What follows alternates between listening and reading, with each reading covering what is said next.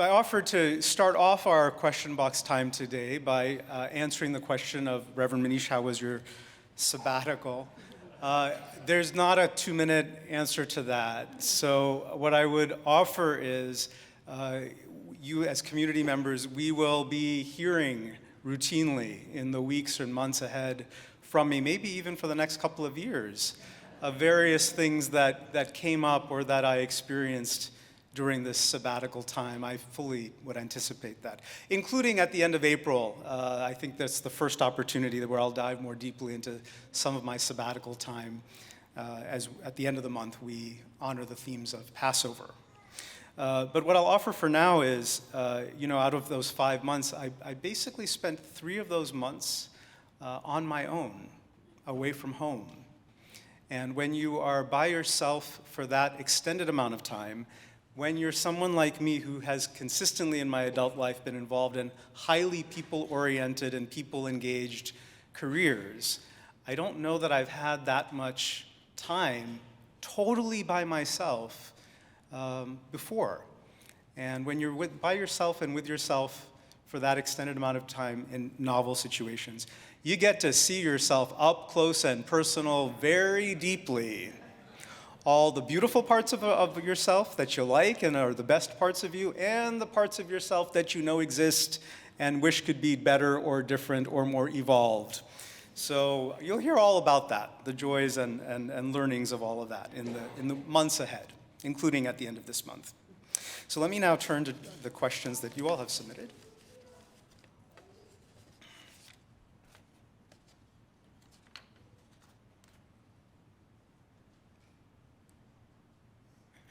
This is, and thank you, by the way, I usually offer please write legibly, and this person did, which I appreciate.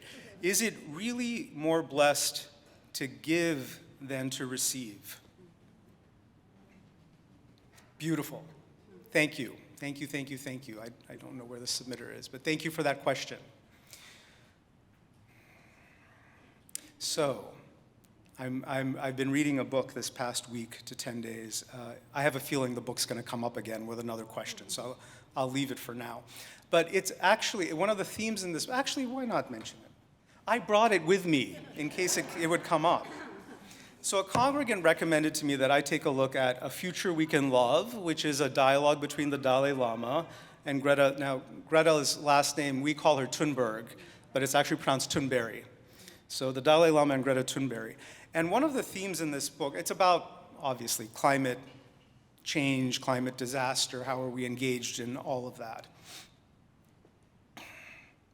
Our culture in particular, US culture specifically, we have a lot of stuff that we take for granted, and that in fact our culture convinces us is somehow magically not good enough, even though we have more goodies than most people on planet Earth. Sit with the profundity of that for a moment. We have more comforts, leisure time, access to entertainment, et cetera, than the vast majority of people on planet Earth, our culture. So particularly, especially for our culture, it is absolutely essential that we get out of the automatic thinking that our advertising and broader culture encourages and fosters, which is that somehow magically all of that, the abundance of time and leisure and entertainment, the ability to reflect and be with people we love and care about, all of that is somehow not good enough. Yes, it is better, especially if you are living in this culture of the United States, it is better to give than to receive. Now, in general, so I'm responding in a general way related to the many things we take for granted, which, by the way, we take less for granted when we are actively engaged in service to others or caring about others. We actually our attitude shifts to one of more appreciation when we're engaged in giving, rather than concerned about what else we haven't received yet that we'd still like to have in our lives. It's also, by the way, I learned this actually firsthand back when I was in seminary, and I've shared this. I went through a very hard time at the end of seminary related to going through a divorce. One of the best things you can do, if you're feeling down, and I mean day-to-day down, just just feeling a little caught up in things, a little down on a particular day, or even feeling somewhat depressed, a way to kind of shake yourself out of that. Start thinking about others. How can I show up for others? It dramatically shifts your viewpoint for the day for sure, and maybe even for the days that might follow. Instead of thinking about, I'm feeling lonely, I'm feeling taken for granted, I'm feeling la la la, whatever those things are. Well, somebody else might be feeling lonely. Maybe I should reach out to somebody I haven't spoken to in a while, see how they're doing, check in on them. Somebody else had a loss too. I might be navigating a loss, but I remember there's folks in my life or my community who are also going through losses. Let me reach out to them. I wonder how they're doing.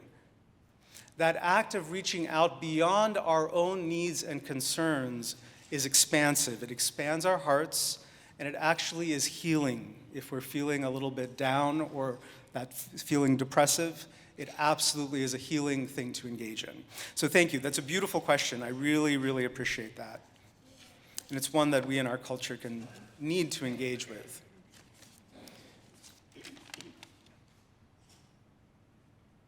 Okay, thank you. This person submitted a form but didn't have a question. I could make one up for you. I won't do it. Not when there's so many people who have actually submitted questions. I also often say don't write paragraphs or multi-pointed. I may have gotten one of these because I didn't offer that this time. Okay, let's see. I recently read a counterintuitive statement that spoke to my deepest heart, and I think this is a quote from this, or this is the statement. Quote, accountability is only possible when one is uncondemned, end quote. I think it has to do with being able to have empathy for someone harmed, which is impossible when one is under attack. I think this has to do with being able to have empathy for someone who's harmed, which may not be possible when someone is attacked, which is important to take responsibility for harming another, but I'm sure there's more to say, and I'd welcome a thoughtful perspective on this. Thank you. Okay, so I'm going to engage with, you've offered reflection here, thank you, but I'm going to try and engage with the statement that you've invited me to reflect on. Accountability is only possible when one is uncondemned. Yeah, I have to think, I've never heard this statement before, but I think that's in alignment with kind of our best practices of the day. Now, the problem is that someone who you're seeking to invite into accountability around something they have said or done, an action or deed or word that they've offered, good luck in trying to, have them not feel defensive. And think about that for yourself for a moment. Yes, there is the magical human being who can invite us into a deeper conversation without invoking an ounce of defensiveness in us. Such people exist, I've encountered them, but it is rare. It is not a skill that the average human being readily has access to. And yet, we're invited to offer through curiosity, and so step one. This is often the person who's experienced an action, word, deed as unhelpful or hurtful, disappointing, whatever the feeling or experience might be. It's often that person who needs to express that, because otherwise we don't know, right? We don't know unless the person who experienced the thing says that the thing wasn't great for me.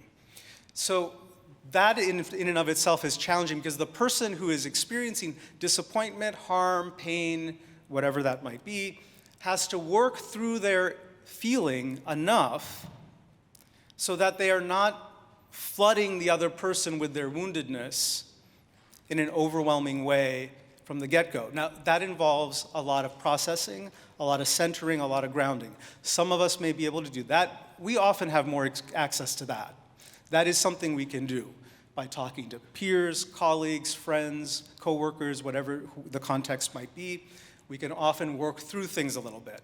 Now, if we work through things a little bit and then we're clear that I need the other person to understand how I received something, then yes, we can approach that directly. Directly is always the first recourse to say, like, I need to have a conversation with friend, coworker, colleague X. So you have a word with them, and you try to talk to them as curiously as you can. Curiosity is a great tool to bring to bear in these situations. You know, last week when we were together, you at a meeting, you said X, Y, or Z, or you sent me a message or an email and it said X, Y, or Z. Tell me more about what was going on. What were you trying to say to me? What were you trying to convey to me? Then listen. And it's also important, after you've heard from a place of curiosity, whatever that might be, you do need to state, and I felt hurt. Because otherwise the person doesn't know. They're not going to magically know why you're having the conversation or why you're trying to ask them about something. I thank you for sharing what you were trying to do there.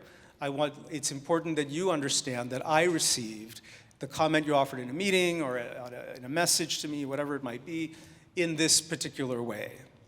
But, you know, maybe through that curiosity it's fully resolved. I see what you were trying to do. You could then help the person. You know, what would have helped me is having heard it this way. You can offer them an alternative framing for the thing that could have been productive that they were looking to bring up. And maybe that's helpful, but at least you'll have stated how you could have heard things better, right? How you could have received your colleague, coworker, friend a little bit better. So yes, open attack rarely results in deeper relationship. I think we know that, right? So thank you for this question. Yes, accountability is only possible when one is uncondemned. Another word for uncondemned I've substituted in there, open attack. So if you feel attacked, yes, the natural human response is to attack back. This is an invitation to not do that, right? To first work with your feeling of pain, disappointment, harm, whatever it might be, and then invite a deeper conversation around what were you trying to do? What were you trying to actually express or say or do in that moment? See if you can be present to that. Now, sometimes we're not able to do this one-on-one. That's when we might invite facilitation of a friend, a colleague, a coworker, or somebody else. Thank you for a good question there. All right, let's see.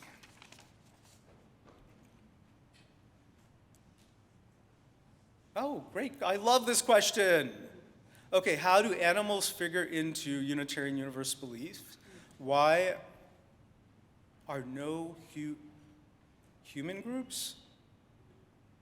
I'm not sure what this second part is. I can't read the writing.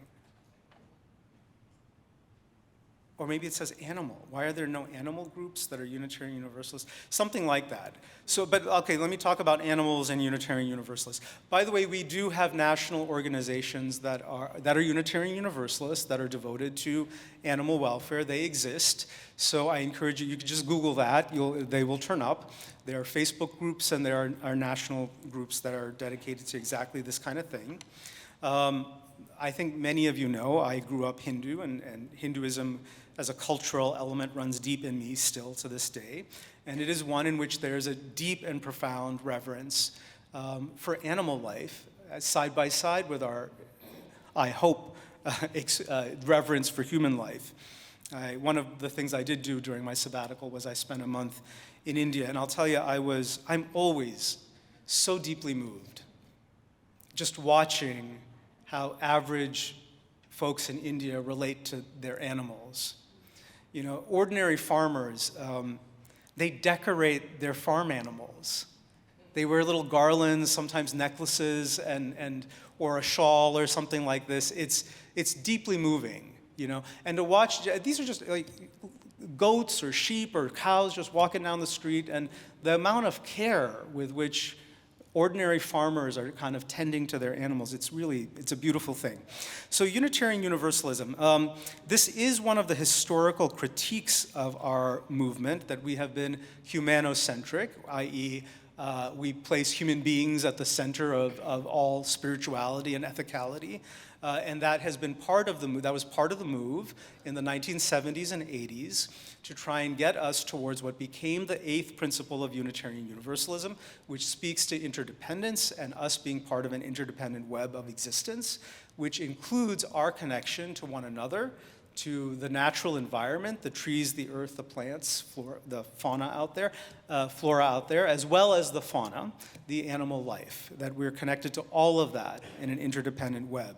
So our eighth concept of interdependence, which is deeply woven into our tradition as an earth-centered, kind of understanding, belief, ethical approach, does speak to this pretty profoundly. We have, as I mentioned, UUs at the national level that do work related to ethical eating. So our relationship to the meat-producing industry, that's one of the movements that we have at the national level. There are folks that promote veganism, vegetarianism. We have folks that have promoted over many years ethical treatment of animals and such things as animal testing of products that are intended for humans or pharmaceuticals. So we've been engaged in all of those movements for decades. And I thank you for this question. It's one that's near and dear to my heart. And all these years of doing a question box sermon, that has never come up before, and I'm delighted that it came up. Oh, this is good. Okay. I'm looking at the clock. How much time do I have? What is the purpose of heartbreak? Thank you. And I always recognize when you get a question like this, you don't know why the person's asking, right? So first, let me offer that if you are going through a hard time, and if, some care or support could be needed, that we have a pastoral care program here that is robust, that is present to be of support to those in our community who may be experiencing grief or loss or a heartache of some kind or loneliness. That's why we're here. That's one of the fundamental reasons why we gather as community, is to support one another through those harder times in life. And I know from firsthand experience that one of the most heartbreaking things that one can experience is when you are going through grief or loss, and then on top of that to feel like you're surrounded by people and are still utterly by yourself is awful. So please, if you're asking this question because it's been a hard time for you and you need some support or that could be helpful, know that this is why this community exists, in part. It is one of the reasons why we're here. And reach out to me or to any of us in our pastoral program. We'd be happy to hear more and learn more about what's going on in your life right now. Now, I also have to allow that this could be just a general question. So insofar as this is a general question, this is like one of the most profound questions about being human. There is no love without heartache. Every time we choose freely to care about something or someone, we are making a tacit agreement with the universe that our hearts may be broken a little bit or quite deeply. There's no getting around this. Believe me, I wish there were. I wish there were, and there's just no getting around this. I was sharing with a friend, a colleague of mine preached at a church I was at about a decade ago, maybe even a little bit more than that, about a decade. And he offered in the sermon that he said, and at the time I was in a headspace where I didn't appreciate this wisdom. And he said, let the world break your heart over and over again. And I was going through some heartache at that time. So I was like, I don't want the world breaking my heart over and over again. What are you talking about?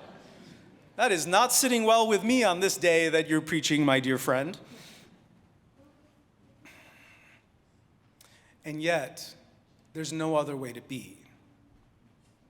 For we know, each of us here in this room, we know people who, because of the disappointments that we encounter, because of the losses and grief that we encounter, because we have freely chosen to love, we have each known people who become deeply resentful, closed off, and bitter. That is a recipe to stop living a life of meaning, to stop living a life of connection, to stop living a life that deeply matters. It is not the way to go. But the only alternative to allowing heartache to not lead to resentment and bitterness and closed-offedness is to fully experience the grief and sadness of loss each and every time it comes up. There's no other way. So, when you find yourself there, and we take turns finding ourselves there, reach out to me, to reach out to your peers and community, reach out to our pastoral care program, reach out to your longtime friends of decades or years or months. Reach out and let others help hold you and be with you as we take turns and then later at some other point do that for somebody else. Okay, I'm going to try and fit one more in. That's not bad. I think I got to 4 or 5 today.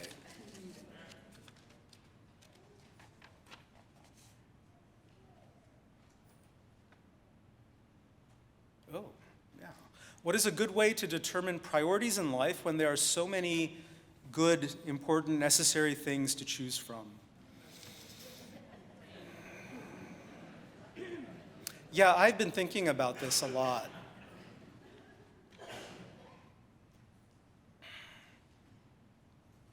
We live in a society, as I started out, it's one of plenitude that we often take for granted, deeply for granted, the amount of plenitude that this society lives in. But it is also, we also belong to a society, to a culture that is highly easily distractible. And boy, do we get spun up in the distractions in exactly the ways that a lot of vested interests want us to, so that we remain unproductive and the status quo around us can continue unchallenged forever, or until we at least do our own species in enough harm that it won't continue forever, which we are certainly on the path of.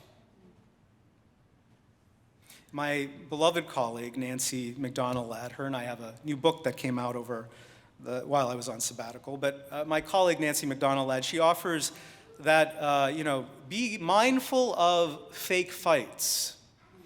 She uses this language of fake fights. And it's not that a fight is necessarily like truly irrelevant. She doesn't mean truly irrelevant. But what she does mean, I think, is you sure as heck better be clear about the prioritization that you're holding in your hearts. There are a lot of people in our culture more broadly, and Unitarian Universalists, who are spun up, really deeply spun up, about things that one could categorize as intellectual debate. Hey, great. Hey, I love a good debate as much as anybody. But we are living in a world where we don't know what our little children and grandchildren are going to inherit in 30 or 40 years. The trajectory and data today is not great or encouraging. That doesn't mean it can't change. It might. But it sure as heck isn't if we remain distracted and we allow politicians to continue distracting us from the things that they don't want to tackle because they're hard. So be mindful, constantly mindful of the distractions that show up. Yeah, and this is about day-to-day life. What are you giving your free time to, your extra financial resources to, your financial generosity to? Is it something productive? I hope you feel community is productive. This is one of the things you support with your time and your financial generosity. Community matters for many of the reasons we've discussed today. But in addition, so does the trajectory we're trying to build. And that trajectory today includes a certain level of uncertainty around whether democracy as this nation has known it is going to continue as it has, whether this nation in the current configuration of 50 states is going to continue as it has, whether our children are going to inherit a planet with the kinds of shorelines and drinkable waterways, sources of water that we might know today. There are a lot of uncertain things in the future that need our attention and highest priority now. So please don't be distracted. There are a lot of distractions that can readily demand that we get sucked in and participate with them in those distractions. I urge you not to. And when the thing shows up, hold it in perspective. This is like number 5 or 6 on the list. There are things that are number 1, 2, and 3, and I know because I've spent time deeply discerning what items 1, 2, and 3 are. I know what 1, 2, and 3 are, and I'm going to devote disproportionate amounts of my time and resources to those 1, 2, and 3. 5 and 6 exist. I know they're there. They may matter to a degree, but maybe not as much. Let's be clear about that. Thank you. Beautiful question. I wonder if members of the National Rifle Association ever worry that their loved ones would be victims of a mass shooting. There are a lot of things I could say about that. But you know, actually the most profound thing that I think I want to offer, I appreciate that this question is a wondering, because the wondering is acknowledging a disconnect, a relational disconnect.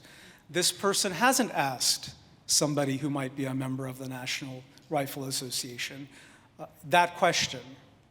And that is a pattern that is repeated in our society at the present time, where those that might hold differing views or experiences than our own, we are generally not having deep and meaningful conversations with such individuals. This is true whether one identifies as politically liberal or politically conservative or politically in the middle. It kind of doesn't matter, and it doesn't matter what the issue is. We have narrowed our circles of social interaction increasingly over 20 or 30 years to the point where we are primarily interacting with people who are, by and large, in agreement with us on most things, if not all things, and this is a problem. So I particularly thank this individual for the acknowledgement that's in this question, that you haven't asked somebody who might hold this opinion. And I'm not a member of the NRA. I've never owned a gun. I can't make up an answer for you on this. But I want to honor that you don't know. And it's probably not just on this issue alone. It's probably on a bunch of issues. And this could be true for any of us. And so the invitation I would offer is we need to step out of our echo chamber bubbles when we can. It can feel a bit scary. Believe me, I feel that same sense of unsettledness and scariness as well when I do this. And yet, how are we ever going to forge any sense of deeper understanding in this culture if we don't take the risk that is needed to learn more about people whose life experiences are very different than our own? So thank you. Thank you for asking a question that is very important about the time we're living in. Really appreciate it.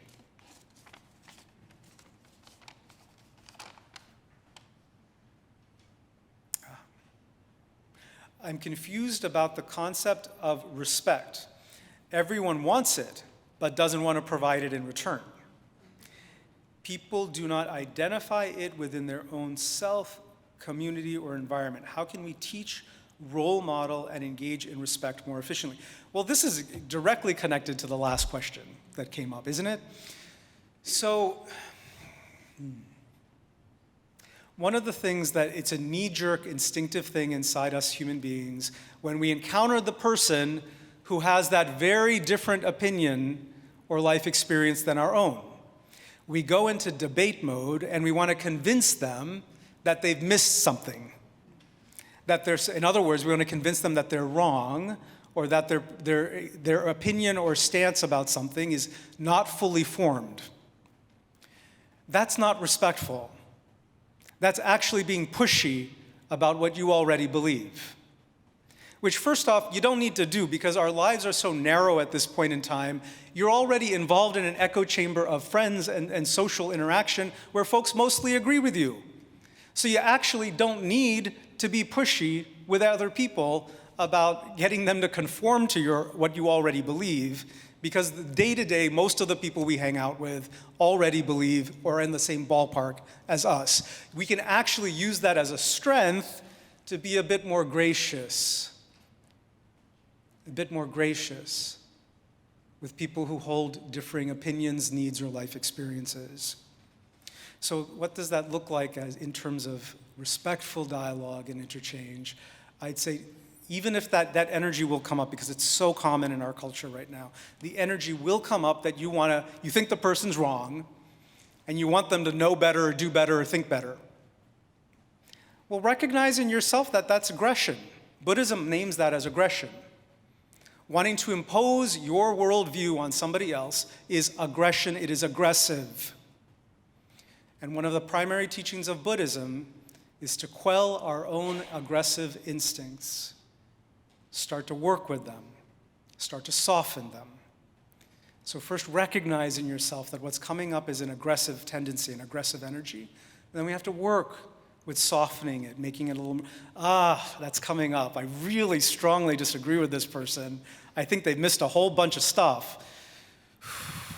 Let me breathe into that. Then get curious. Not from a place of wanting to change the other person's opinion, need, or experience, but genuine learning. Okay, why do they think this thing? Why have they not thought about all these other things that I think about? I can ask a curious question. Could you share more about how you arrived at that opinion or experience or need that you've just conveyed?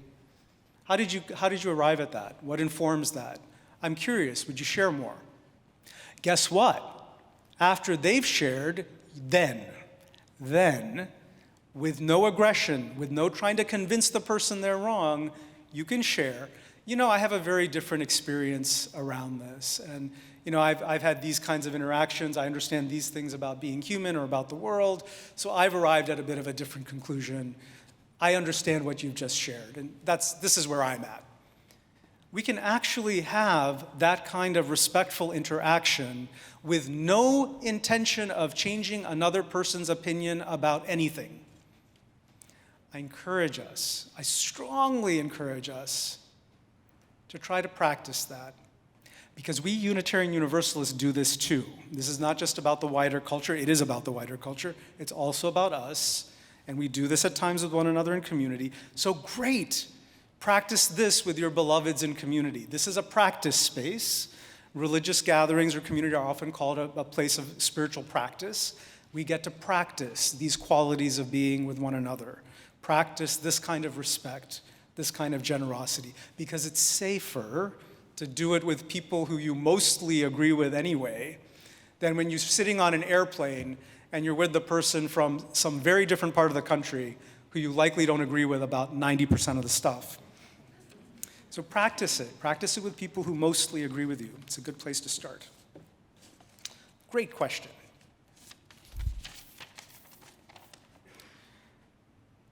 How can we Unitarian Universalists navigate the tension between honoring beloved community, i.e. wanting to be peacemakers or peace builders, with challenging complacency?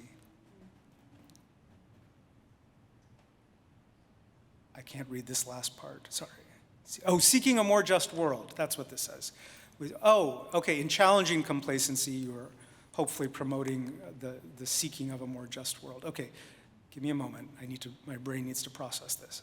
There's a tension between between peaceability and then challenging complacency in service to a more just world. That's what this is. Okay, this question is. Yeah, but feel like we just talked about this. So it's a skill. It's a skillfulness. Yeah, this is also true about us Unitarian Universalists, but also the wider world. How often have we done this? That you meet on an airplane or somewhere in the wider world, somebody says the thing that we 110% disagree with, and then we just clam up and are quiet. We could be confused. We don't want to rock the boat. We don't want to make a scene. Well, that's about your internal stuff, first off. So I acknowledge that. You're going to feel some stuff when you encounter the person who has a very different need, experience, or opinion. We have to work on our own inner reaction first. From a place of working with that, making that a little gentler, yes, then we can challenge. The complacency is the choosing not to do or say anything. How are any of us going to learn or grow? Actually, this is the fundamental premise of Unitarian Universalism. We are an incredibly diverse set of people from the perspective of opinions about spirituality, ethics, and life. Incredibly diverse. And there is no expectation that any two of us identically agree with one another. So this is a fundamental premise of Unitarian Universalism, that we come into community anyway, almost despite the fact that we will 100% guaranteed encounter those in our community that we disagree with.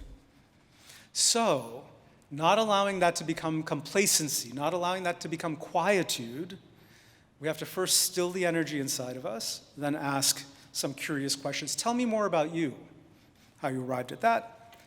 Without trying to convince anybody that they're wrong, let me tell you about me. I think that can be done quite well. By the way, we have a team that practices these skills in our community and is a resource for those wanting to learn more or may need such skills in their life. They're called the Living Our Values Team, LOVE for short, L-O-V, LOVE Team. This is why they exist. They exist to help us with exactly these types of needs and skills. Okay, next question. How do we live in the paradoxical balance of the beauties of the world with the raging horrors in the world? Oh my gosh, this is great.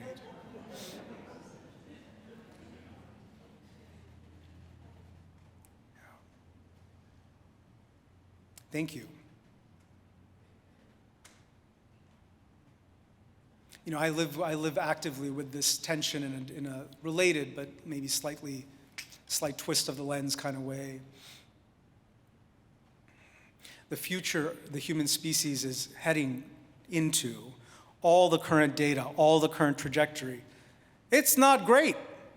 If you've been paying attention, I think we know this. And yet, so much beauty. There's so much beauty. There's so much to take heart in about who we are and what we are capable of doing still to change the data, to change some of that trajectory that our species is on. So this is exactly that, just a different way of stating the same thing. So I'll offer first, the language this individual has used is so poignant. The raging horrors, quote unquote. I find, rather than getting discouraged or despairing or resentful, why aren't we doing better? That's the resentment part. Why aren't we doing better? We should do better. The despair, or what that looks like, is there's nothing I can do. Things are so awful, there's nothing I can do. Rather than that, those are possibilities, and I go to those places too occasionally. I think more in the center is just acceptance. Things are not great right now. They're not great. So the other side of that is I encounter human beings who don't want to even look at the reality, all the scientific data around us that is not great. It's just going to magically get figured out. That's not grounded either. So, magical thinking on one end and despair, resignation, resentment on the other end. In between, I want to offer the language and the framing of acceptance. Accept the reality that exists. Be honest about it, which is also about honestly facing where we are at as a species, what is actually happening right now. We have to be brutally honest with ourselves. Magical thinking is not going to solve anything, and burying our heads in the sand and saying, I give up, is also not going to solve anything. So start in the middle with brutal, honest acceptance. This is where we're at today. This is where we're at today. And then, just as I mentioned, and just as this individual mentions, there is so much beauty, there is so much love, there are so many human beings trying to do so much good for others. We heard from some this morning with best buddies. No act of goodness is ever wasted, and our world needs every ounce of it. Let the beauty of that sink in. Let it register. Don't just hear it and dismiss it. We need to let it really sink in, because that potential for doing good in the world exists within each of us. And from that place of acceptance, yes, this is the world as it really is, then we show up. Let that beauty fuel you and remind you that we can do better. We're capable of doing better. We need to do better for the sake of all the little ones, all the children, all the grandchildren among us, right? Beautiful question. So work with the person named this as a paradox. Work with the paradox. Yes, paradox in the sense of it's diverging energies, but work with it, and I'd say start in the middle. Start with acceptance.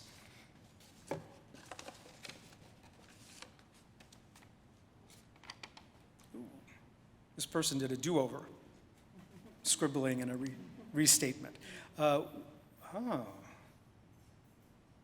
What is the definition of racism from a Unitarian Universalist perspective? When I Google it, there are different answers. Fantastic. Yeah, I don't know that there's one definition for a concept like that, right? So we Unitarian Universalists, we use intentionally a plurality of language to talk about human experience, right? So if you hear the word faith, there's no one definition of the word faith. That this is what faith means for every Unitarian Universalist. There's no one definition of the holy. If you hear the phrase the holy used, there's no one definition that magically applies to every Unitarian Universalist. Some Unitarian Universalists won't use those languages or those phrases I just threw out. Many do. And they may have differing interpretations of what that means to them. It's a little bit in that ballpark. Can I define racism, first off, for all Unitarian Universalism everywhere? Probably not. It's not probably. I can't. Yeah, there's no probably there. But, I was having a conversation with one of my spiritual teachers in the past week to 10 days, and he, spontaneously provided this amazing phraseology or framework that I hadn't really thought of. I was describing an experience of race and power dynamics and all this stuff, and did I use the word? I think I may have used the word privilege as well in this conversation him and I were having. And he said something about authority status, socioeconomic power or resources. There's always an imbalance and an power over kind of issue. He stated it much more eloquently than I'm able to do right at this moment. But it was a beautiful phrasing of an inequality that has multiple dimensions to it, which can include status, authority, power, roles in society, access to economic privileges or resources, educational and health resources. There's a lot to it. On multiple dynamics and multiple valences, there are things that we must consider in terms of this. But what I'd also offer, this is a profound question for us as folks living in the United States. There may be folks on the live stream who are in Canada or other countries, but for by and large being based here in the United States, this is a nation that was founded on a concept started by the Catholic Church, by the way, a doctrine of discovery, that if you encounter people who are not Christian, who look different than you, they don't count. You can take their land, you can kill them, you can do whatever, displace them, do whatever you want with them.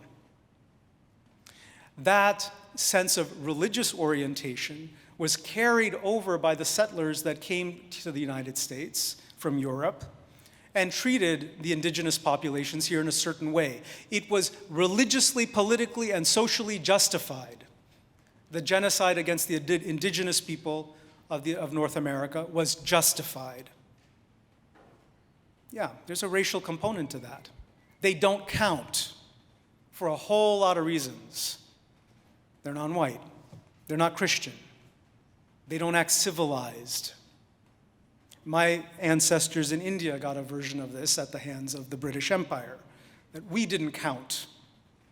Our ways were not as important as those that were discovered in the West or held in the West. So there's a lot of dimensions to this. I would say this is something that I certainly hope every Unitarian Universalist is actively wrestling with, and that you're coming up with your own individual understanding, not just of the concept, because it's not only the concept. You know, the question is phrased intellectually of what's a definition. Hey, come up with whatever definition you want. I'd say then do something.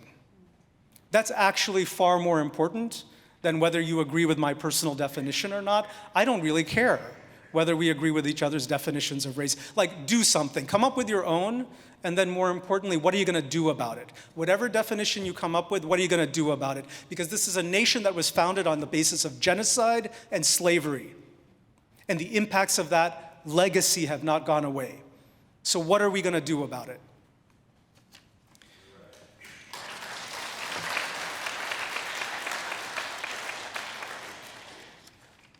All right, next question. How does one keep faith when everything personally and globally is so difficult? Yeah, thank you. This is a little bit related to some of the question about raging horrors, and beauty. Yeah, can I point us back to that question a little bit? I want to point us back to that question. Notice that earlier individual named beauty as something that they're also actively noticing in the world. And here you've asked faith, the possibility of how do we hold.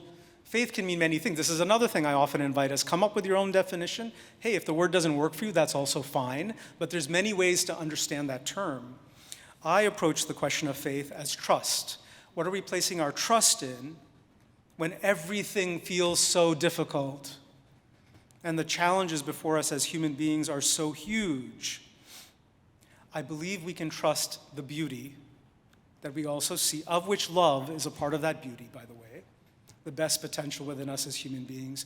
We can trust and have faith in that beauty, but we must stop to notice it.